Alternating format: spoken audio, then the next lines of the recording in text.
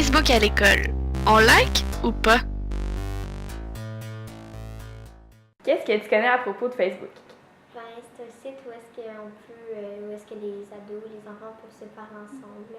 On se demandait, est-ce que Facebook est présent dans le milieu de l'éducation au primaire? Ce que moi je vois, c'est que ça dépend des années.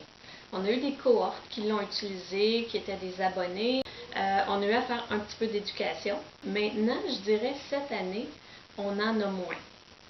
C'est peut-être à cause de la cohorte, c'est peut-être un désengouement sur Facebook où les parents sont un petit peu plus conscients de ce qui se passe là, encadrent mieux.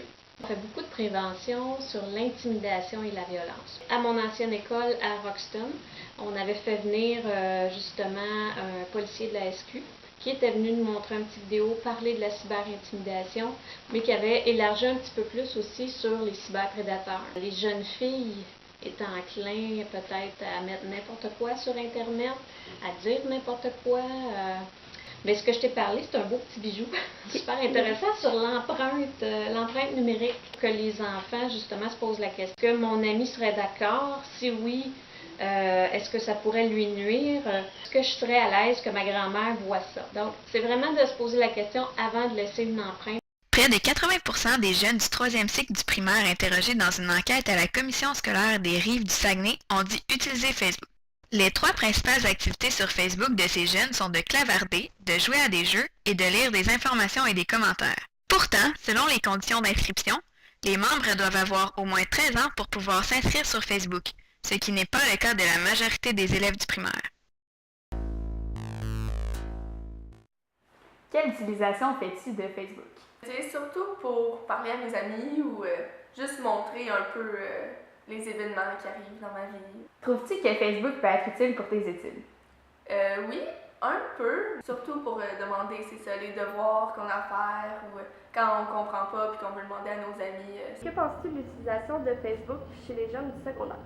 C'est pas l'outil en soi qui est problématique, c'est l'usage qu'on en fait. Je pense que c'est devenu beaucoup un moyen de communication pour les élèves qui communiquent entre eux, pour se réseauter, pour se parler. Ils forment des groupes Facebook, puis pour se donner de l'info, c'est super. Là où ça risque des fois de déraper, c'est des gens qui profitent de Facebook ou d'un certain anonymat pour y aller des fois un petit peu d'attaque personnelle, pour raconter des choses qui devraient être plus privées que publiques. À l'école, il y a beaucoup de sensibilisation à ce niveau-là. Les élèves en entendent parler à partir du secondaire 1. Le fait est que ça demeure dans certains cas une espèce de défoulement pour certains. Les élèves ont des ateliers qui sont donnés par la police, par la Sûreté du Québec, sur la cyberintimidation et aussi sur la cybercriminalité. Mais ça ne les empêche pas. Quand les jeunes acceptent d'en parler et font une plainte, c'est facile, on peut intervenir. Mais pour un qui se plaint, il y en a peut-être 10, 12 qui ne le font pas. Et ça aussi, ça laisse des traces, ça laisse beaucoup de blessures. Puis on ne sait pas. Oui, ça peut être utile, mais j'ai pas toujours l'impression que c'est la première utilité. Ouais. La cyberintimidation est un acte délibéré et agressif commis de façon indirecte par l'intermédiaire des technologies de communication comme les réseaux sociaux. Un sondage réalisé par le réseau Éducation Média souligne que 34% des jeunes de 9 à 17 ans ont déjà été victimes de cyberintimidation. Ce sondage a été réalisé auprès de 5200 internautes canadiens. À notre avis, Facebook peut être un outil vraiment utile pour les étudiants collégiaux et universitaires. C'est certain que ça sert souvent de divertissement, mais il ne faut pas oublier qu'on peut aussi s'en servir pour communiquer, pour partager, pour s'échanger des ressources, des travaux scolaires, plein de choses comme ça. Les étudiants postsecondaires de 2013 ont appris à vivre avec Facebook. Ils partagent tout, des photos, des statuts, des opinions.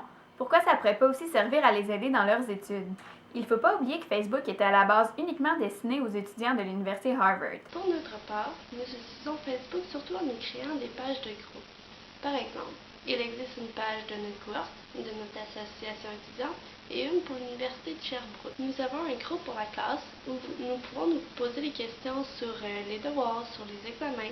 Lorsque nous avons d'importants travaux d'équipe à faire, il nous arrive de nous créer des pages Facebook à cet effet. Cela nous permet d'échanger plus rapidement et de tout retrouver au même endroit. Nous pouvons nous écrire sur cette page, nous envoyer des liens, partager notre travail ainsi que se donner des rendez-vous. Lorsque les tâches de travail sont séparées, cela nous permet d'avoir rapidement l'approbation et les conseils de nos collègues. Facebook peut nous faciliter la tâche puisqu'il est rapide d'utilisation et accessible presque partout. Pour conclure, nous avons vu que l'utilisation de Facebook en milieu scolaire comporte des avantages et des inconvénients. Au primaire et au secondaire, on ne peut ignorer le risque de cyber-intimidation qui est très présent et que c'est le devoir des enseignants et des intervenants de l'école de sensibiliser les élèves à ce sujet.